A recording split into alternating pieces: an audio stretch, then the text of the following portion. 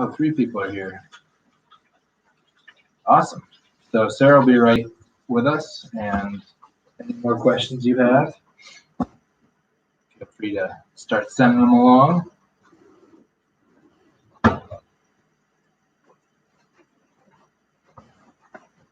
Yeah, with trailing, I mean, one of the things that's been interesting about it is like all the mythology out there about trailing, and then getting into it and really finding the edges of when it works and when it doesn't, when it's hard and when it's not. And then it's really just tons of like forcing yourself to not get off the trail. Like if that 10-step drill where you leave 3 tracks, and each track you put a popsicle stick in the back of the heel as you're making the track, and then you leave 6 more tracks, and then you don't mark them, and you mark your 10th track, so your last track, that's that 7th track. And so you have 3 tracks that you know are where they are, then you have 6 tracks that you don't know where they are, and then you have 1 track that is a confirmation track. And then, you know, your gait, as long as you're moving naturally, your gait should be within an inch, really. And, you know, and you just force yourself to find the missing tracks. And every time your brain registers something that you can definitively say that is the track, your brain has this aha moment, and if you collect 10,000 of those, then you start being able to trail things. So, you know, the other thing is like start with humans or animals that have hard, sharp feet, you know, like deer and moose and stuff like that. Sorry.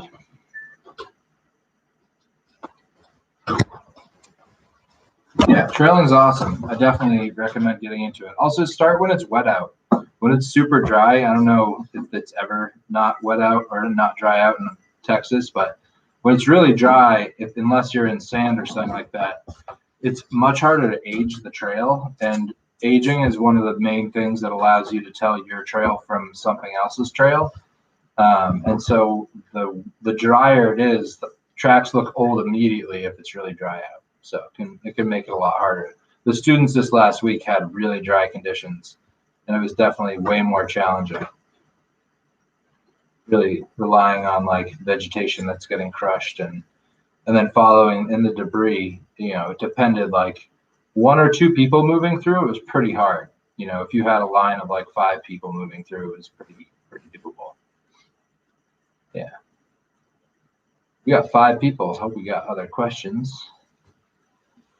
I think on top of that with human tracking is that you also got to track a black bear pretty regularly. Yeah, there was so much.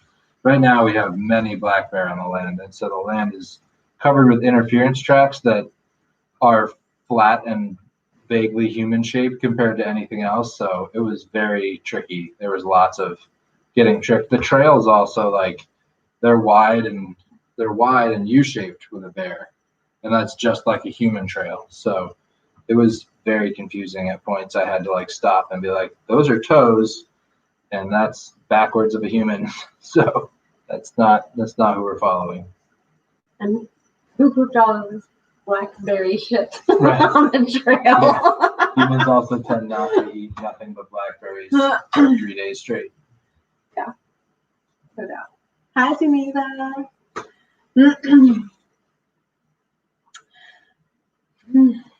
I was not a part of that class, so I only got to observe from the outside.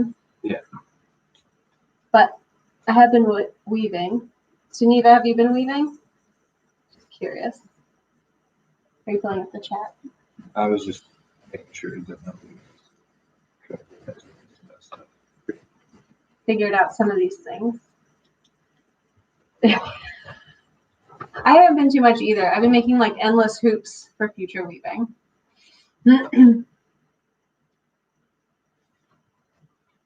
Oh, cool. Can you do that? You made a quick bow in a day? Oh, yeah.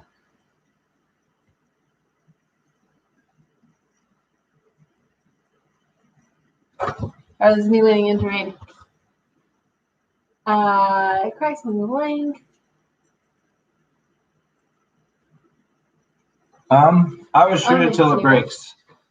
And so you could bind it as long as the cracks, if they're vertical, if they don't run off the edge of the bow, that's where it starts to get sketchy.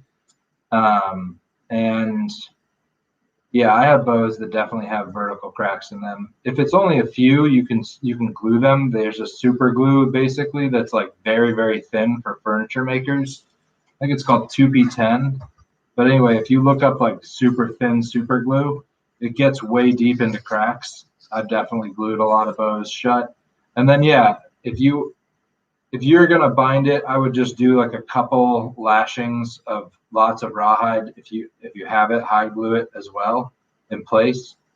I tend not to back bows that have errors in them because it's so much work to back a bow that I'd rather do it with a bow I know is good than put a bunch of work into saying it and then maybe save it. So, I guess as far as shooting when it breaks, just like listen for sounds. If you're hearing cracks, that's way different. If it's reacting, like if it's weakening, then that would be different. But if it's just a visual thing and it was there during the building process, you're probably okay. Feel free to send pictures along as well. I'd be curious what kind of wood it is. Yeah. And then leaving the bark on is interesting because sometimes that works really well for woods and sometimes it's problematic. Different woods responding differently. Juniper. Yeah, I could see a juniper bow with a few cracks being okay, especially vertical. It's pretty rugged stuff. And I'm not saying to do this with your bow, but I am a proponent for burning the less than ideal. I think I kind of enjoy that heartache. And also it just sort of like pushes you along and therefore you're not like stagnant on things that are not performing as well as they could be. Building a bow in a day, means that you already had like a degree of, what would be the word? Like you could let that go and that would be okay. But, just burn it, man. Whatever. And then take a picture of it burning. No, you could always just lighten it and give it to a kid. That's true. You don't have to be so. I'm gonna burn some of her baskets later. I burn baskets. You gotta burn the ugly stuff, and you just let it go.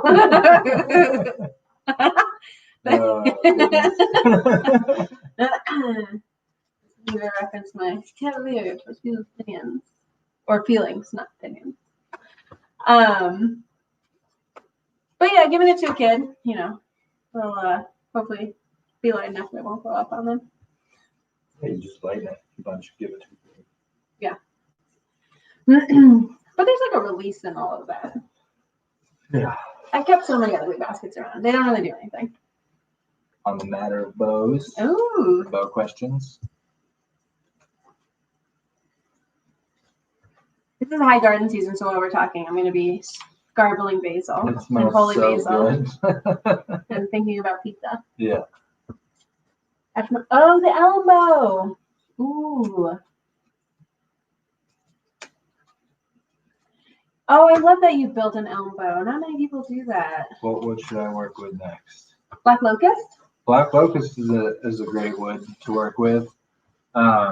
I actually had a lot of luck with sugar maple, like really hard sugar maple, and that's very local and easy to get your hands on. The non-technical rock maple? I've never liked ash, so I'm not going to recommend it. Seen it blow up a lot on people. That's just not very strong for how much wood is there. I would say hickory because you haven't, but it's like that's too standard for you, I think. Well, the other thing you could do is like build a recurve, get another Osage stave and get a really straight stave or bend it straight so that the tips and the handle are very well aligned. And then, do a bunch of recurving on the tips with heat.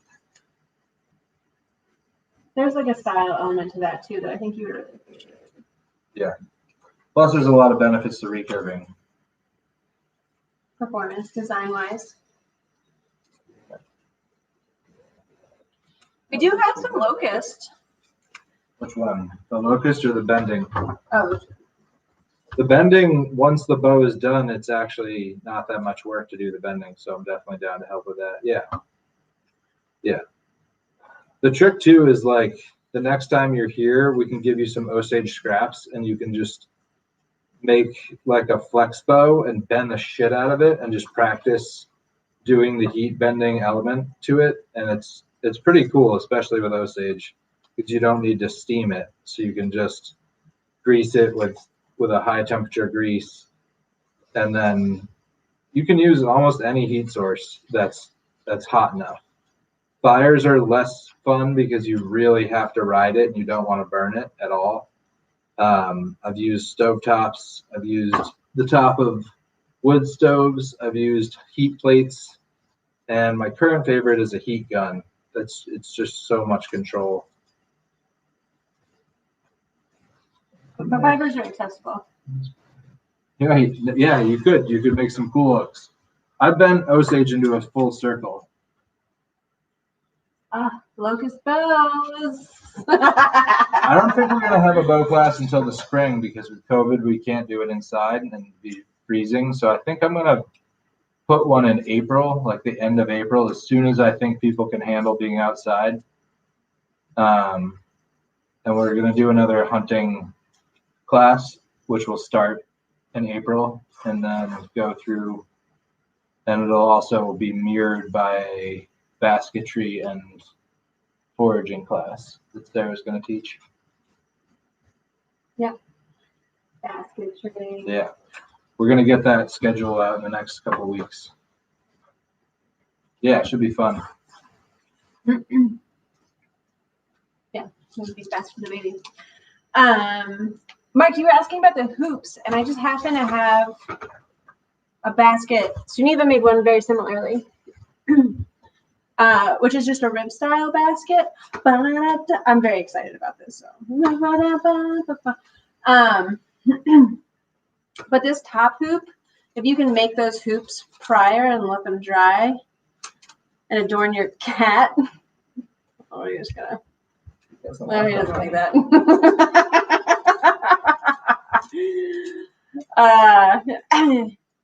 Then to work with these to make your rib style is just like a really good way of getting set up. But also, you know, if anyone works with kids, like getting them to make really beautiful rings is like Why don't you talk about that nice basket while we're here?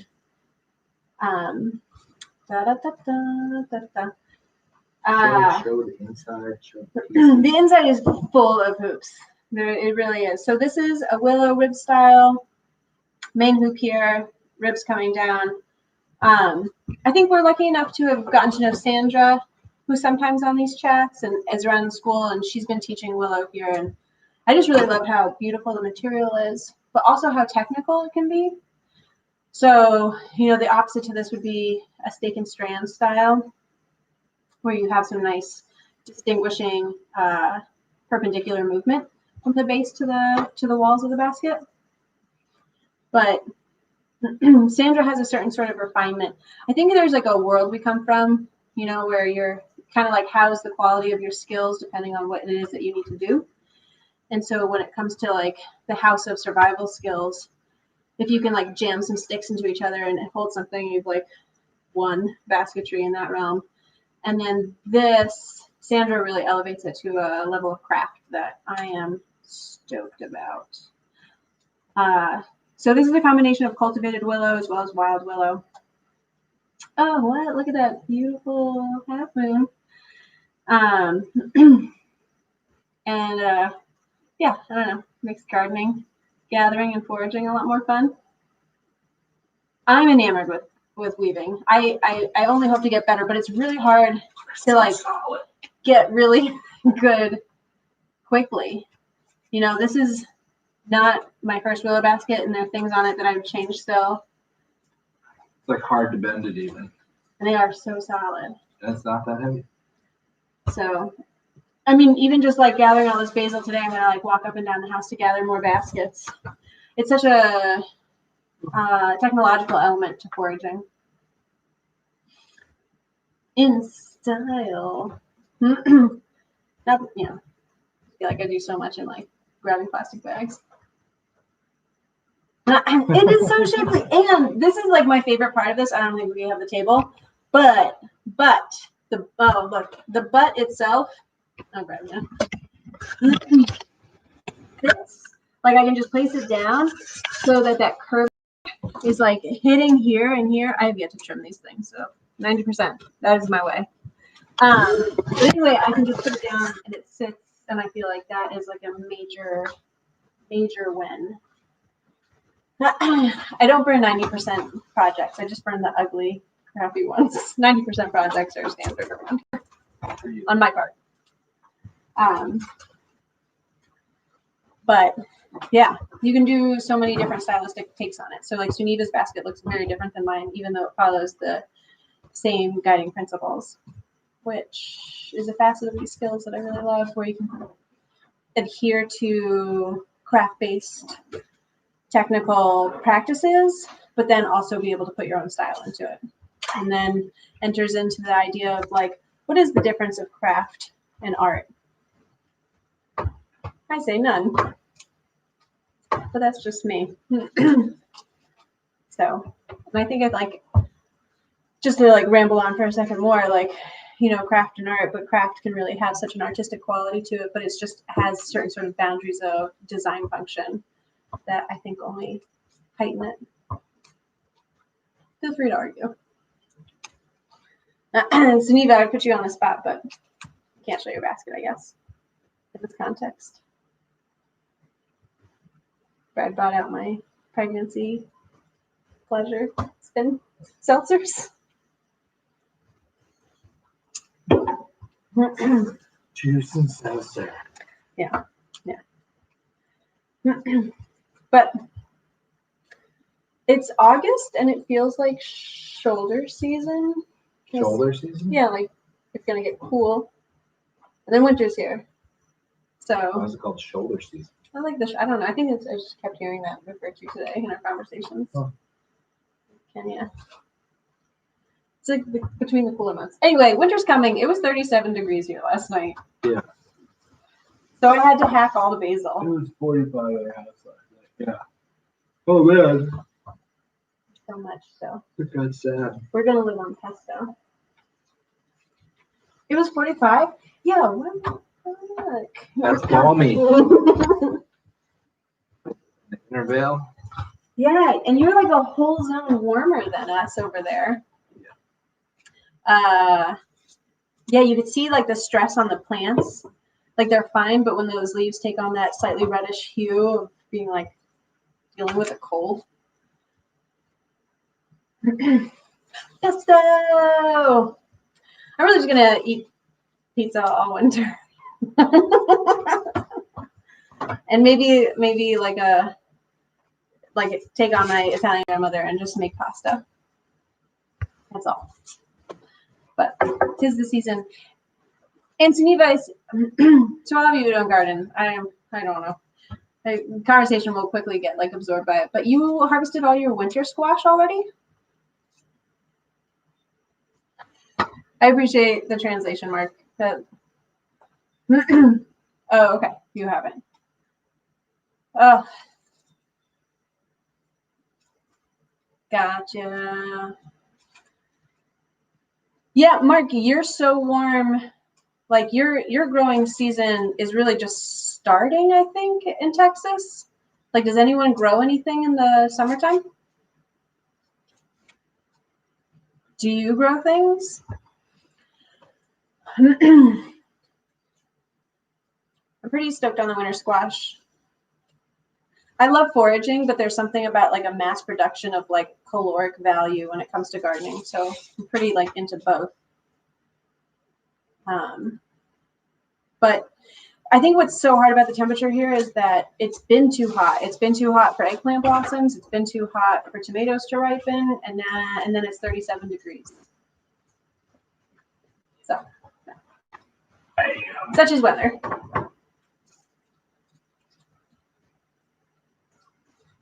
Oh, I remember walking through Austin. There's so much rosemary.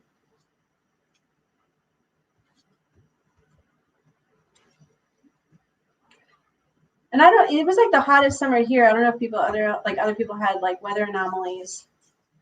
And it's such a element of like how you engage with and like prepare for or dress appropriately for just being outside. Our other cat, who's been sick and is obsessed with Brad. Feeling better.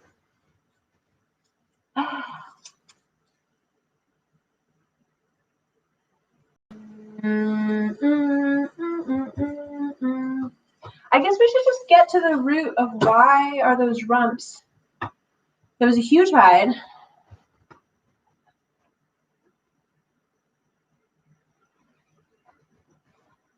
I'm trying to just like recall all the details. Huge hide. And rumps are just, rumps can just be really difficult. Do you have a cable, Brenna? Are you cabling at home or are you just doing it all on the rack and by hand?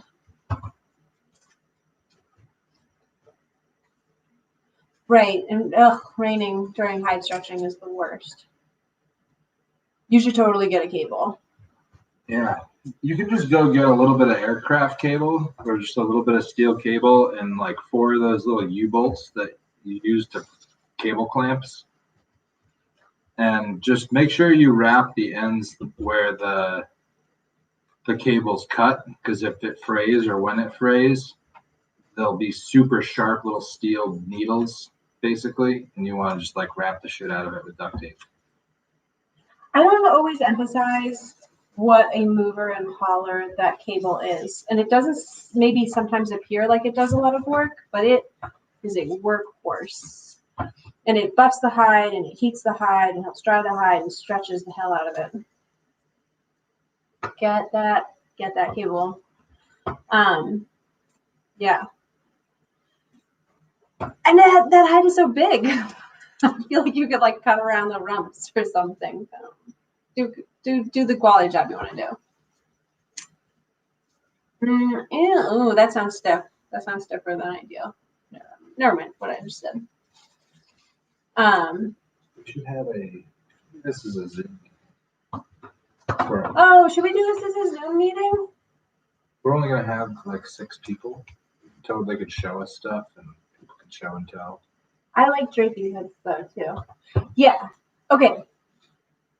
We'll do this as a Zoom meeting now. And then you can show us your things. And then Suniva will get put on the spot, display her basket, and look at your faces. And Mark, on the quick, if you were growing things in the UK, then you know what it's like out here. Now you're in these cold parts. I would love to see, like, visually what people are working on, questions, and Brenna would like have a better sense of your hide. The other thing, Brenna, with something that's super thick is that if you wanted to, some super thick things will probably never be clothing grade without thinning them. And so Enter dry scrape. Dry scrape is one method for thinning. You could get some just like 60 grit sandpaper and gently sand it really carefully. Look at my face. I would be careful. You could definitely make holes.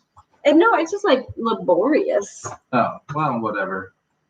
Yeah. I mean, because sometimes it's just so thick that it's just not going to be that flexible. I feel like a cable you get more. I don't know. I honestly, I'm assuming that. Or even a rock. Oh. A stone scraper, if you left it a little bit toothy, would move a lot of material. Well, then you're essentially dry scraping. Yeah, but on a hide, it's not raw hide.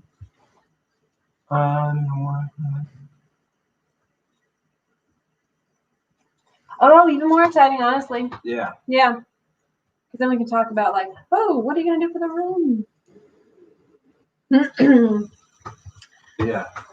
We could make it a Q&A and skills share. I mean, Or like a skills show and tell. I think so. Yeah, let us know how that sandpaper goes. I'm a doubter.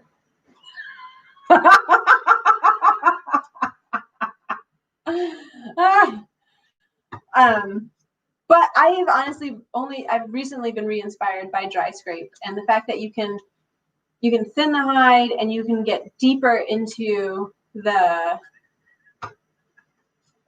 oh, it smells so bad.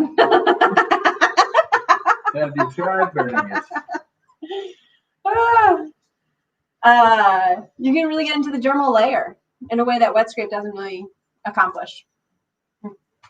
So, That was funny. It's like emotional resilience training. That's For all the soft. Sarah's whole version of primitive skills.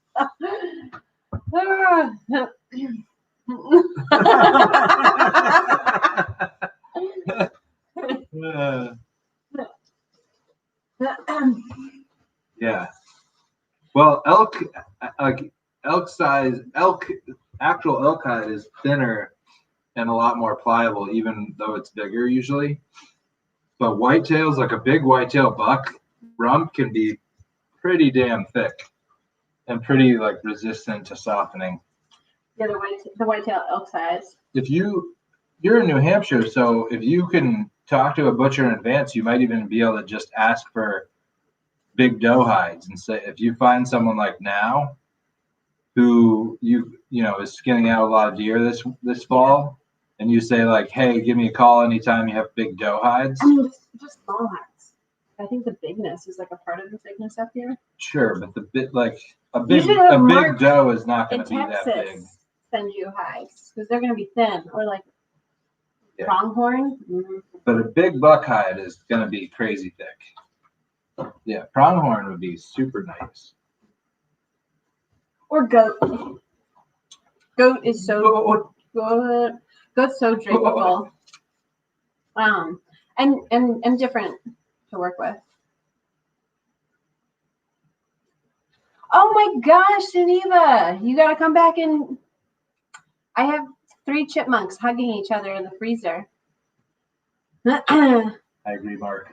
Oh, I want a pronghorn hide. So next time I see you, don't let me forget. I would love to give them to you in exchange for just seeing a picture of what this scrunchie looks like.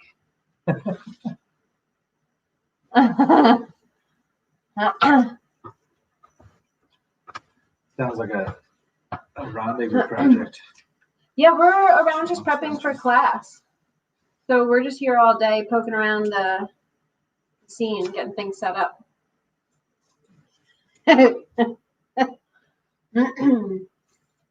So we're here. I also have some goat testicles that I found in the freezer. Like the nutsack or the actual balls? The whole package. Wow. Yeah. You can make a scrunchie out of those. Or a coin purse? Oh, I laugh, but it is traditional in some areas. It'd be like a fertility pocket. Okay. Yeah. It's Anyway. all her. Just know, all her. I have been trying to clear out the freezer. There should be a class that's just devoted to, have you accumulated shit in your freezer?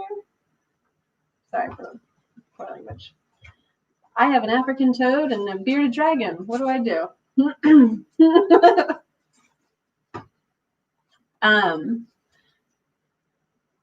But yeah, Brenna, for drapable clothing, that's my whole tack right now is small hides and dry scrape. Oh, hi, Betsy.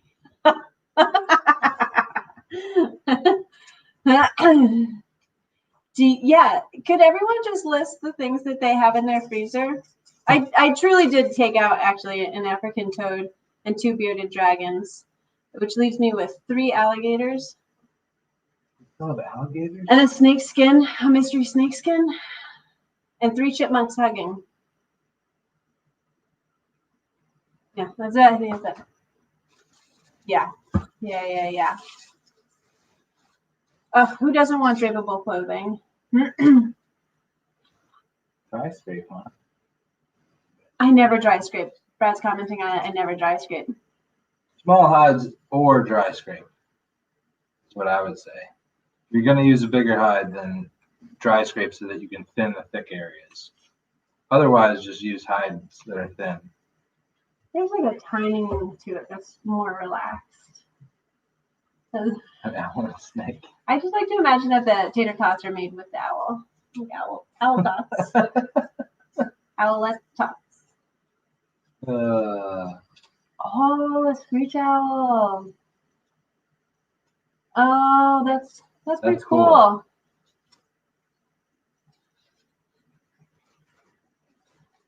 I'm glad to hear it, Brenna. Ooh, look at all the illegal things we have. We didn't have any illegal things. I'm just talking about the birds. We I don't have any gave all birds. those away. No, there were no birds. There were no birds. We've never done that. And we were actually permitted for the reptiles, so. Yeah, the And reptiles chipmunks are, are legal. yeah, we're in the clear. Yeah. All of you, though. I don't know about all of you. Hit the end string button quick. Funny. But it's true because Nora, and then Sudhiva, you know, John and Brenna, you two, she just pulled a moose hide out of her freezer. So she like had an entire freezer devoted to this one hide. You gotta get that stuff moving along.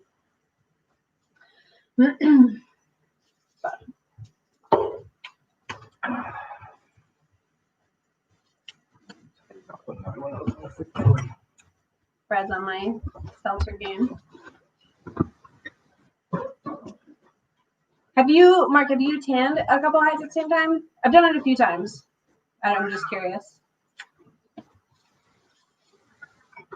Yeah, it's definitely a weather game. I feel like that's the hardest thing about the classes we run, is that it's so dependent on weather. Yeah, oof, moose hide. Ooh, moose hide, so big. I've stretched 2 at a time, and it felt like a lot. But I think the more you work hides, the more you can see that you can kind of like that endurance pace can be really slow, especially at the beginning. And that it is an endurance game and that you just cannot stop. And so to move from one to the other, bum, bum, bum. Oh, but especially with thin hides, it's way more manageable. Betsy has yet to find out about the endurance physical run of what hides is, so it's so much. I think they're just it's good. The enthusiasm will like keep you going forward. I think that like making a beautiful hide is a quality of being good at tanning, but sometimes when I see other people's work, it's not even it's like, yes, the quality of the hide, but it's also like the process and how they employ the process and like the cleanliness of the process and like the order to it. I feel like sometimes is more about where I see people who are really good at hide tanning. They're not working rotten hides or other such things. I find singles just manageable to time out for. But I'm, by no means do I ever think that my way is the way. So I'd be excited to hear if you tackled a couple at the same time and what worked for you. But that's a lot of work. And then I don't know if everyone here has attempted salting hides, like wet salting hides, because that has worked out for me so well over the past few years that I'm not one to ever put deer hides in the freezer anymore just because they take up so much space. But if you can get them and get them fleshed and then liberally coat them with a fine sea salt and roll them up and stick them into a 5-gallon bucket and make sure that the lid is closed so it stays wet, those hides have lasted a long time to be workable.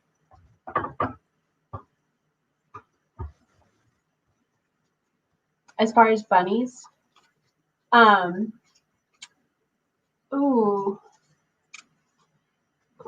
I hear bunnies, I hear like young rabbit. And then my mind immediately goes to like, how old are they? Because farm raised rabbits can sometimes get slaughtered really early. And I would just caution anyone working like a rabbit hide that's like 6 weeks or younger, just because they tear so easily, and then sometimes don't. Oh, are they cottontails? I don't think I've actually tanned a cottontail hide ever. Have you? Oh, we've never tanned a cottontail hide. I'm assuming it's cottontails by you in gardens, as opposed to only the snowshoes here. Yeah. I wonder. Nice. That makes sense. Yeah. As long as you're not ripping into shreds, you're good to go. This is where I think sandpaper totally makes sense. Or even just a rough stone. Half a brick. Like, what is a rough stone but sandpaper? Sandstone. Nature sandpaper. Right. Are you gonna make scrunchies with them? It's so delicate. I would just be like very calm and deliberate and patient, as you naturally tend to be anyhow, when stretching in. Have you stretched one yet? It's kind of like, sometimes it's neat to see how the matrix of collagen fibers, have like a different sort of like density and tightness to them in that dermal layer. And so like if whitetails are like this, what's interesting is that elks are much bigger and broader, and that's what makes it a weaker hide. And then there's a point where it's like the smaller the animal, the denser the network of collagen fibers is. And so you have like gray squirrels and groundhogs have super densely packed collagen fibers, which make for a much stronger hide. Smaller. And then there's like a point where like chipmunks and mice and moles, which have really beautiful hides that are really delicate, and they're just so thin that you can end up tearing into them. But mole hides, meow. Oh, yeah. Get it really well membraned, and then like, bet you could do it in the span of a movie, because that's a classification of skills. Movie time skills. Make sure you really get it well saturated too, because it will keep it from ripping once it's better saturated. Right, and then start slow, and then as it like really hydrates, you can get more and more aggressive. But they can be so beautiful. But I wish I knew more about cottontails. Or a 1/4 inch, I think, is fine. This is why I gotta look at my thumb. Yeah. This is my. 1/8 inch is a little thin. It's But not a I strength think- issue so much as a thickness issue. It's all way strong enough. But if you're making a setup for all the hides you do, Brenna, like have both. Yeah, you have a thin one for smaller hides. Yes. I've seen an 1/8 inch recommended.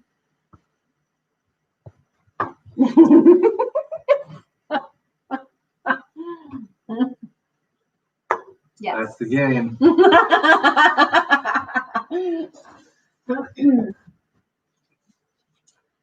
Anyone's welcome to come help in the garden.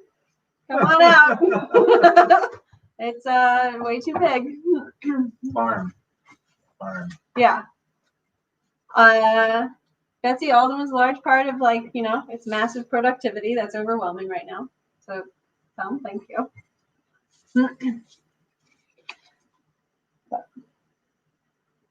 But we'll eat pesto all winter. You should give him some on Monday or on Wednesday. I don't. Does he eat it if it's not peanut butter sandwich?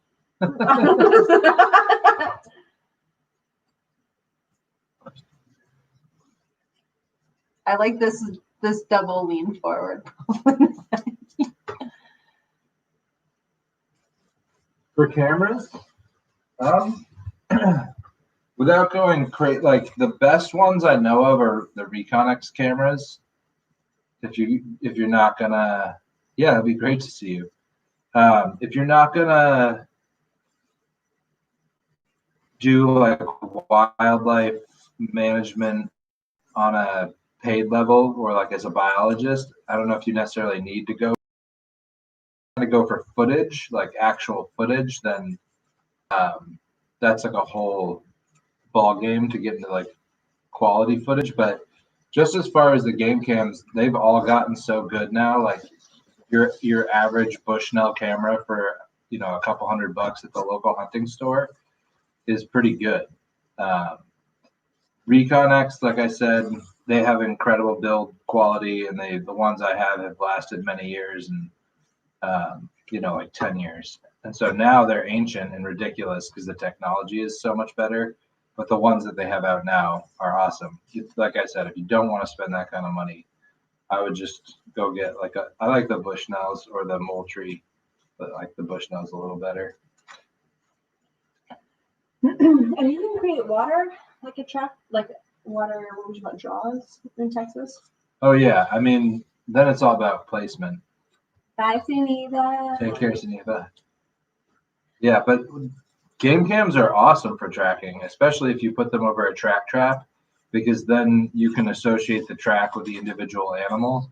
That's one of the ways you can start like learning which doe has a blunted toe or which buck has a drop tine, and start to recognize the individual tracks with the individual animals. So, You ever who does that on Instagram? It has all that really amazing footage. Oh, that one woman out west. Ooh. Yeah, it's not Kirstie Lawrence. No. It was just some random person that we used to follow. It seems in the right environment to be highly successful and intimate in that way. Yeah, it's also just a great way of getting confirmation and like keeping yourself honest and making you can go get your card out of the camera, put your new card in, look at the tracks and make your assessments about it, and then go and look at the camera data and see if you were wrong. Also, but I got to see a black bear just setting up the cameras yesterday. So yeah, I was out setting up cameras and I saw a baby bear, baby black bear. We're gonna skin this one. No, we're not. Gray bear. Yeah. I don't know. Like so much basil. Yes, in the face. More questions for us? You got to put the Q in so we can put the A in. Talk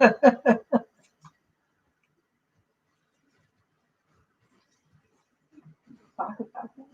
You can just talk about it.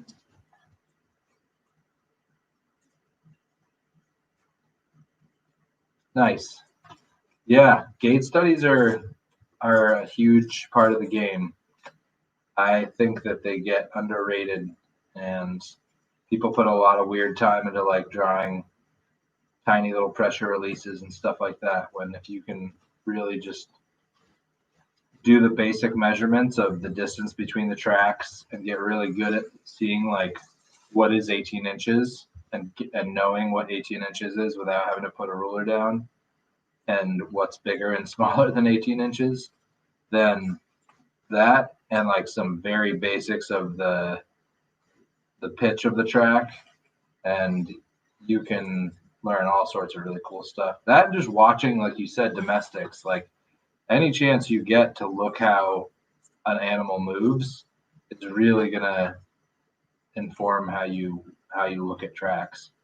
And then just staying honest with identifying front, rear, left, and right, and just start there. Just figure out the sequence. Yeah. What's fun is when there's lots of animals walking over each other's tracks. I'm trying to figure those gaits out.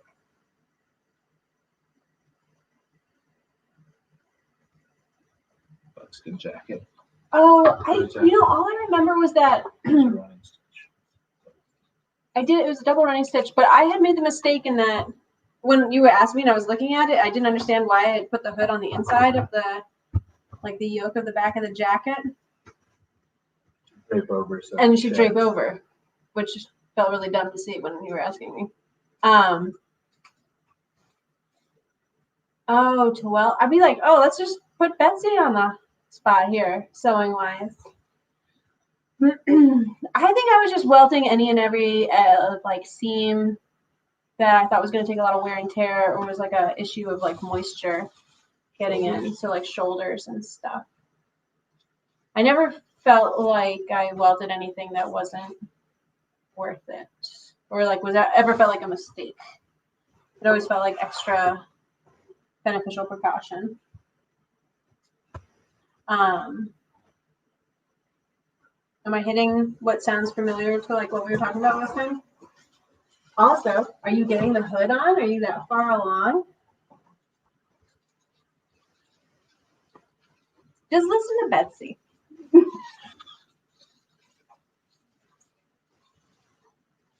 Yeah, it just I shingled it wrong. It was this instead of this, which felt, like I said, dumb. This jacket is like long time coming. A lot of pressure on this next Zoom call. When we go to Zoom and we can see this. That's so exciting. I've never had a material that conformed to my body so well and was so windproof and so comfortable. It's worth all the blood, sweat, and tears and potential infections and laboring, lifting in and out of the river. Gosh, fights are such a labor of love. Oh, and we're gonna say goodbye, Dad. Now that my dad's here, everyone, we're going. I'm glad that other people feel like it's worth every second. I wonder like why I do it, but I am compelled to. It is a rare material that you can't buy. I mean, you can buy it, but it's very expensive. Oof. I feel like people who buy hides very beneficial to people who tan hides, and there needs to be both. But yeah, I want to push into some other thinner, more drapable hides just for that question of clothing. Betsy, I'm so glad to see that you came on. We're going to see you in a week. I'm going to tell you the status of these wet salted hides at some point. And you can jump into this labor of love physical endurance run. Dad, you can just get a phone call from me. And then we can talk about when you're coming up next so you can come work in the garden because it needs help. It needs help, and you're a good worker. Oh, that makes me feel so good, Brenna, that I like guided well in that you had a beautiful hide. Also, thanks for that bonus. Yeah, do some push-ups for real. Like stretch your shoulders out. It won't hurt. Yeah. Yeah. I think zucchini definitely bulks up the biceps medicinally. It's science. It's science. Also, you can come dig potatoes. So, just to put that out there again. I'm joking. I'm totally joking. Not joking about the push-ups and the shoulders as much, though. I feel like that's a good tack. I keep meaning to make zucchini latkes because they're so good. Like to move away from like the muffin thing. I don't know if you ever make those. Oh, Athena. I have some really beautiful red thumbs that look like gems that you can pull out. Oh, everyone who guesses the gender of the baby gets a giant zucchini. Oh, they grow so fast. Ooh, feta. No. So you have a sense of how big our cat is. Our cat is huge. the size of a cat. It's bigger than a cat. Sandra, were you here the whole time? We were talking about you earlier. Saying nice things. Saying nice things. It sits on the ground perfectly. I credit that to you. kind of practice. Yeah, we're gonna get the baby carrier later and try with the zucchini. we got a diaper tutorial today. But I mean, it's been an hour. We can just chat, but we might call it. But unless you have like direct questions, like throw a couple of more questions at us, and then maybe we'll wrap it up. Otherwise, pizza to eat. Ooh. We did take like a stuffed animal. We're like, our friend did.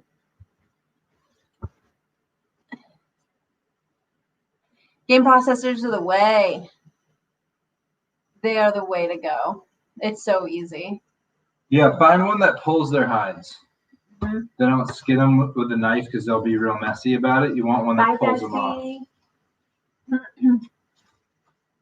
Yeah, so you just get to check in. Do they pull hides? Or are they like training somebody new who uses the knife too aggressively? They're gonna cut too many holes. But processors just like pile those hides up. And if they're chill, they're gonna let you just flip through them and find the ones that are gonna work for you.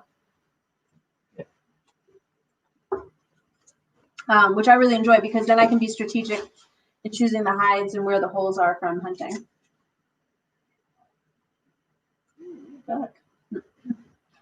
So yeah.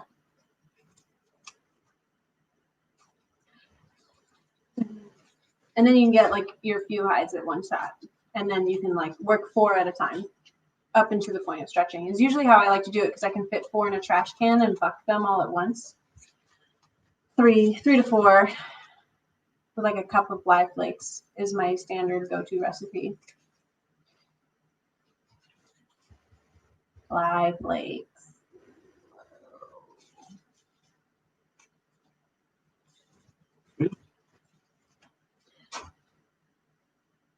Just because we'll wrap up. Feel free to hit us up with any questions. We really are always happy to send emails back and forth. Thanks, man. Appreciate it. She does good work in front of the camera. All right, Mark. All right, everybody. It was great to have you. And we'll do this on Zoom next month. Yeah, so bring your skills out. No! Oh, it's so nice to see you, Sandra. Yeah. So we're going to do this on Zoom, and then I would just be so charmed to see everybody's skills and what people are working on, finished or not. Honestly, unfinished sounds even more fun, but finished sounds like a nice show and tell for other people who appreciate all the time that goes into these things. Yeah. Awesome. Till next time, everybody. Bye-bye.